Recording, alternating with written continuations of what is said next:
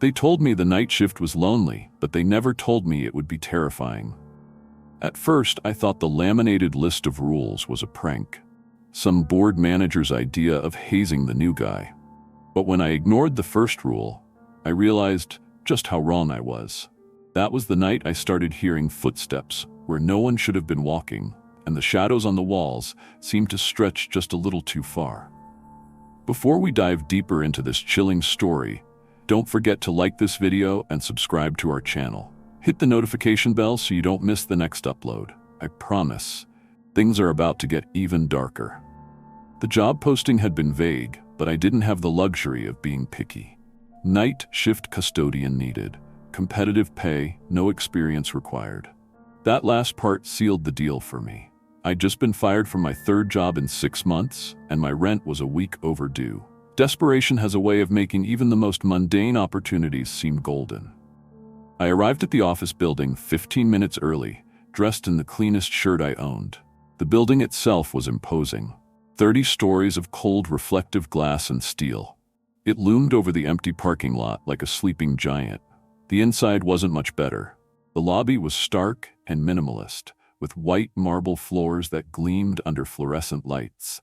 It felt sterile, devoid of life, like a place where people passed through but never lingered. "Mr. Daniels?" A voice startled me out of my thoughts. I turned to see a thin man with wire-framed glasses and a pinched expression. He looked like someone who hadn't slept in weeks. "I'm Mr. Reeve, your supervisor." His handshake was brief and perfunctory. He handed me a folded uniform and a small laminated card without meeting my eyes. "These are the rules," he said, his voice clipped. "Follow them exactly, and you'll do just fine." I unfolded the card, frowning at the list. 1. Always mop the floors clockwise. 2. Never look at your reflection in the glass walls. 3. If you hear footsteps behind you, don't turn around. 4. Lock yourself in the janitor's closet at exactly 3:15 a.m. for 5 minutes. The rest were just as bizarre. One even read, "Do not acknowledge the man in the elevator if he asks for the time." "What is this?" I asked, half laughing. "Your manual," Mr. Reeve replied flatly. "You can start tonight. The building is empty after 9 p.m. Stick to your tasks, and you'll get along fine." And with that, he left me standing there, holding the card like it was some kind of joke. "My name's Jack Daniels. Yeah, like the whiskey. I've heard every joke you can imagine, so don't bother. I'm 29 years old, and my life isn't exactly a rags to riches story. If anything, it's rags to slightly less ragged rags. I wasn't always like this. A few years ago, I had plans, dreams even. I was going to be a musician, a guitarist in a band. For a while, it felt like I was on the cusp of something big. But life has a funny way of derailing even the best-laid plans. A bad breakup, a falling out with the band, and a string of dead-end jobs later, here I was, a janitor in a building that seemed to have more rules than sense. But I wasn't complaining, not really. The pay was decent and the hours suited someone like me. I didn't mind being alone at night. In fact, I preferred it. People tend to expect things from you when you're around them. The night shift was my chance to be invisible. Still, the rules gnawed at me. I couldn't shake the feeling that they weren't just arbitrary. Why would anyone need to avoid their own reflection or lock themselves in a closet at a specific time? That first night, I decided to play along. What harm could it do? The building was unnervingly quiet after hours. My footsteps echoed in the empty hallways as I pushed my cart of cleaning supplies from room to room. I started on the 15th floor, where the offices were lined with floor-to-ceiling glass walls. As I mopped the floors, clockwise of course, I couldn't help but glance at my reflection. It looked normal enough, but something about it felt off, like it was just a fraction of a second behind my movements. I chalked it up to exhaustion. Around midnight, I moved to the break room to take a short break. The vending machine's hum was the only sound in the room as I sipped stale coffee. That's when I heard it, the faint sound of footsteps. At first, I thought it was my imagination. But the sound grew louder, closer. It was coming from the hallway I'd just cleaned. My heart pounded as I remembered the rule. If you hear footsteps behind you, don't turn around. My instinct screamed at me to look, but I forced myself to stay still. The footsteps stopped just as suddenly as they'd started. I exhaled shakily, trying to convince myself it was just the old building settling.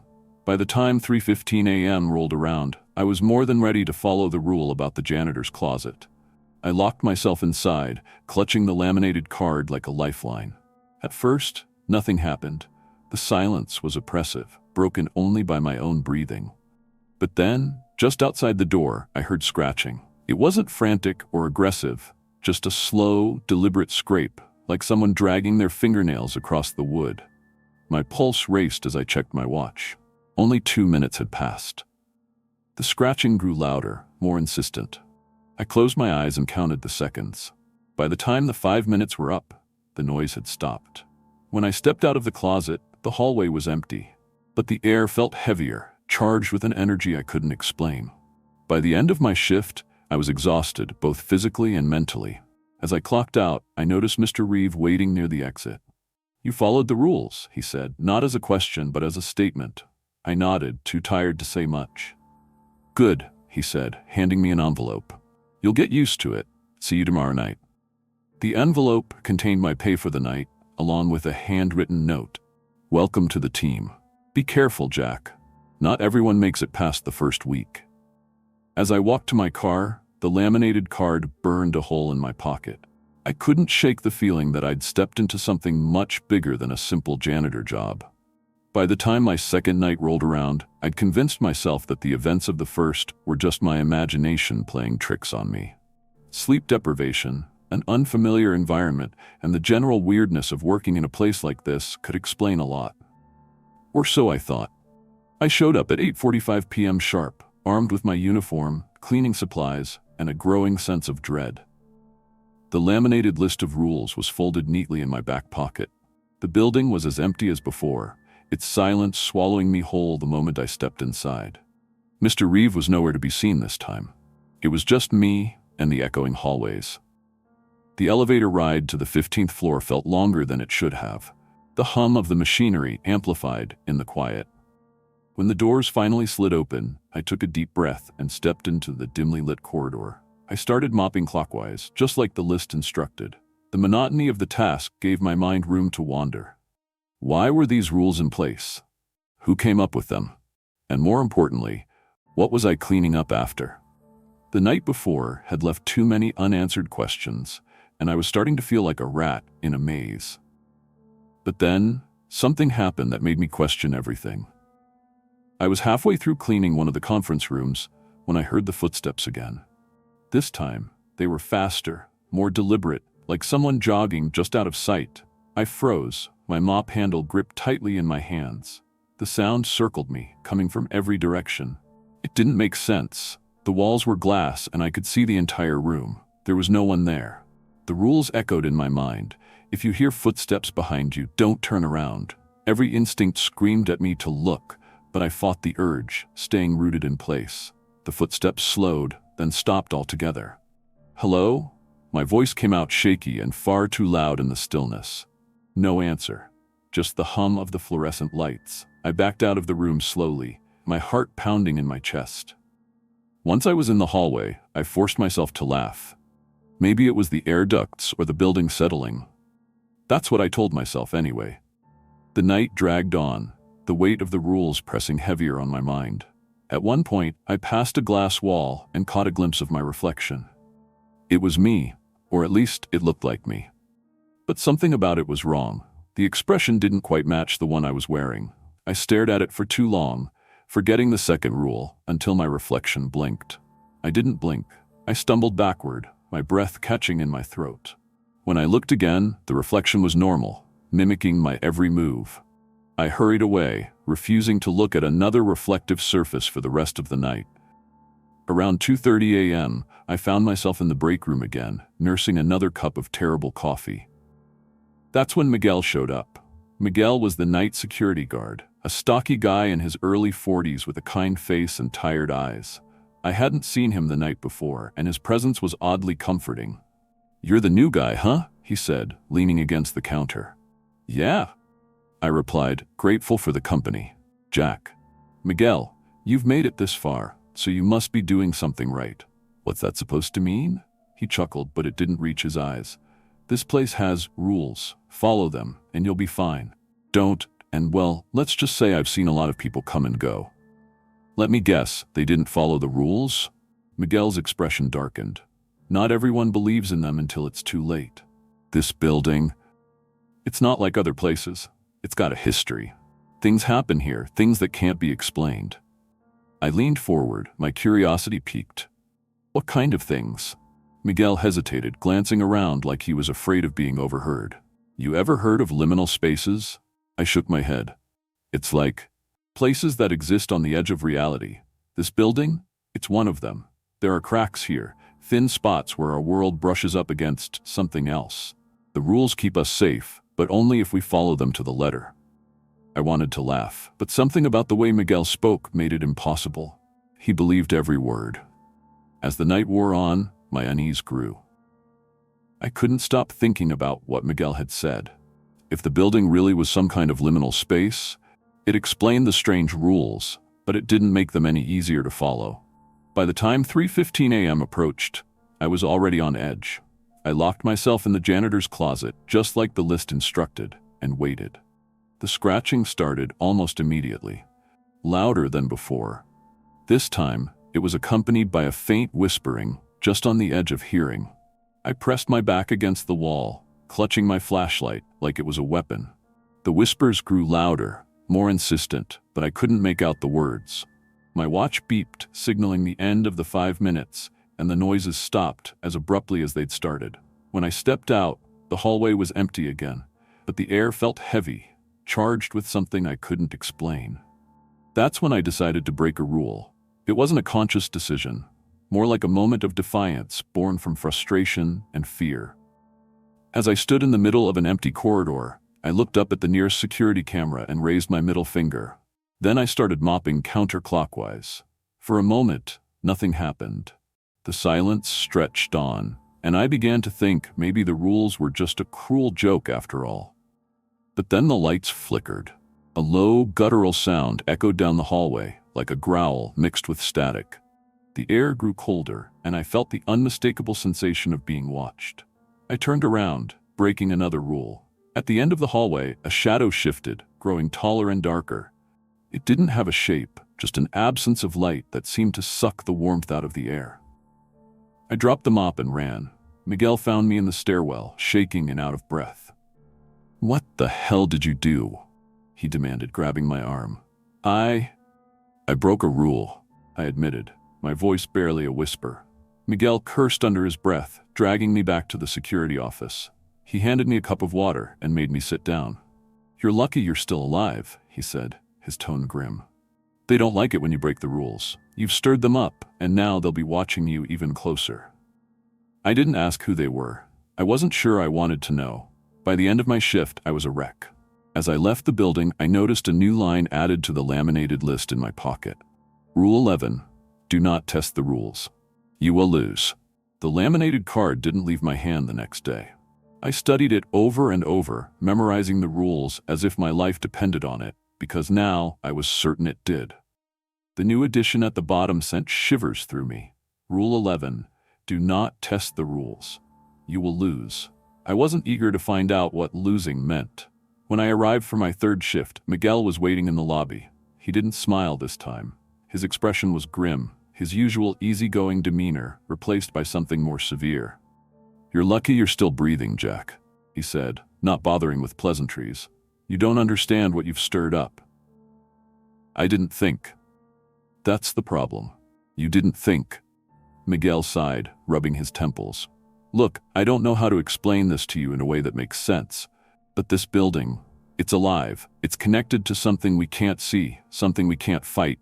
The rules are there to keep you from stepping on its toes. You've already done that. Now, you need to be extra careful."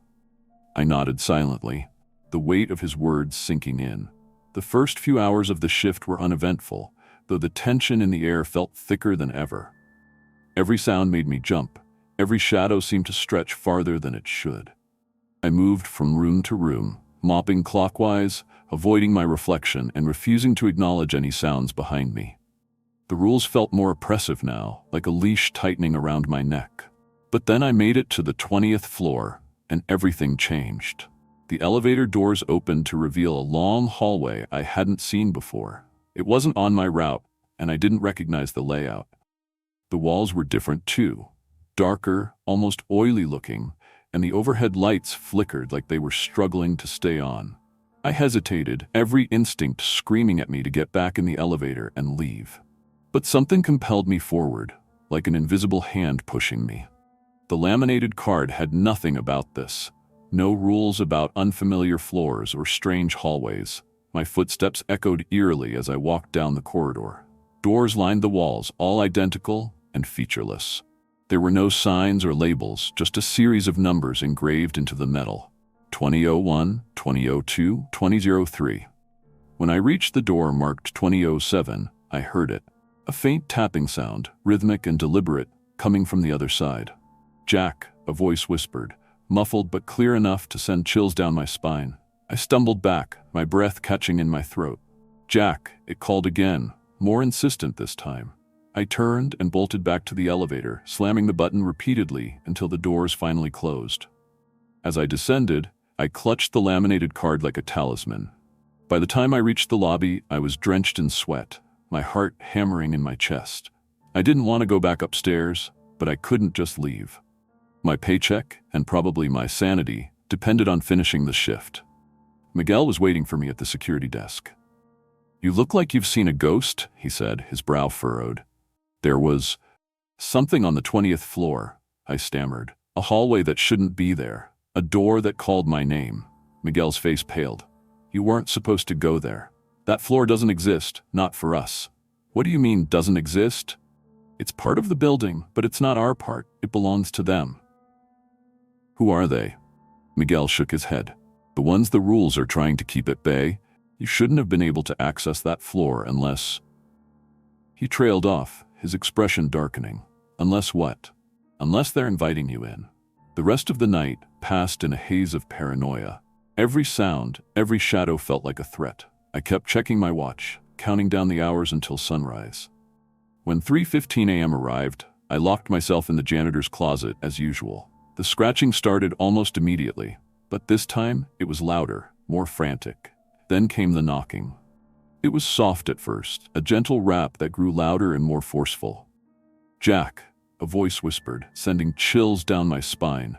I clenched my teeth, refusing to respond. The knocking turned into pounding, and the voice grew more insistent. "Jack, let me in." I squeezed my eyes shut, clutching the flashlight in my hands like it could somehow protect me. When my watch beeped, signaling the end of the 5 minutes, the noise stopped. I opened the door cautiously, half expecting to see something waiting for me. But the hallway was empty. As I pushed my cleaning cart toward the elevator at the end of my shift, I felt an overwhelming sense of relief. The rules were absurd, terrifying even, but they had kept me alive so far. When the elevator doors opened, I stepped inside and hit the button for the lobby. That's when I noticed him. A man stood in the corner, dressed in an old-fashioned suit that looked out of place in the sterile, modern building. He was tall and gaunt, his face pale and angular. His eyes were dark, almost black, and they seemed to bore into me. "Do you have the time?" he asked, his voice low and smooth. My stomach dropped. Rule 8. Do not acknowledge the man in the elevator if he asks for the time. I stared straight ahead, gripping the mop handle tightly. The elevator hummed softly as it descended, but the tension was suffocating. "Jack," he said, his voice taking on a mocking tone. "I know you can hear me." I clenched my jaw, refusing to react. He laughed softly, the sound sending shivers down my spine. "You're a smart one. Most people don't make it this far. But you can't follow the rules forever, Jack. Sooner or later, you'll slip." The elevator dinged as it reached the lobby. I bolted out the moment the doors opened, not daring to look back. Outside, the night air was crisp and cold, but it did little to calm my racing heart. As I walked to my car, I glanced at the laminated card one last time. A new rule had been added. Rule 12, he's watching you now. Don't let him catch you. When I arrived for my 4th shift, the building felt different. The air was heavier, almost oppressive, and the silence wasn't empty. It was filled with a presence, something watching, waiting. The laminated card was heavier in my pocket, as though the weight of the rules had become physical. Miguel wasn't in the lobby this time. His absence was unsettling. Usually, He offered a half-hearted joke, or at least a nod. Tonight, the security desk was empty, the monitors dark. I considered turning back, walking out the front door, and never coming back, but something stopped me. Maybe it was pride. Maybe it was stupidity.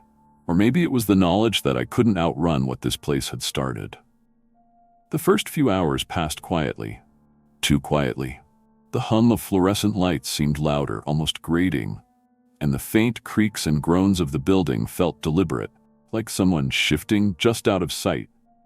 When I reached the 12th floor, I heard the footsteps again, this time louder, heavier, and unmistakably human. I stopped mopping, my heart racing. They were coming closer, but the hallway was empty. The rules echoed in my mind. If you hear footsteps, don't turn around. But this time, I didn't care. I turned. At the end of the hallway stood the man from the elevator. His figure was clearer now, his gaunt face illuminated by the flickering lights. His black eyes locked onto mine, and a slow, predatory smile spread across his face. "You broke the rule, Jack," he said, his voice a low growl that seemed to vibrate in my chest. I stumbled back, gripping the mop handle like a weapon. "What do you want from me?" "You're already in too deep," he said, stepping closer. "The rules aren't there to protect you from me. They're there to protect you from them. But now..." He spread his arms, his grin widening. "Now you belong to us." The hallway began to warp around him, the walls twisting and melting like wax. The floor buckled and the lights dimmed until only his shadowy form remained, towering over me. "Run," he whispered. And I did.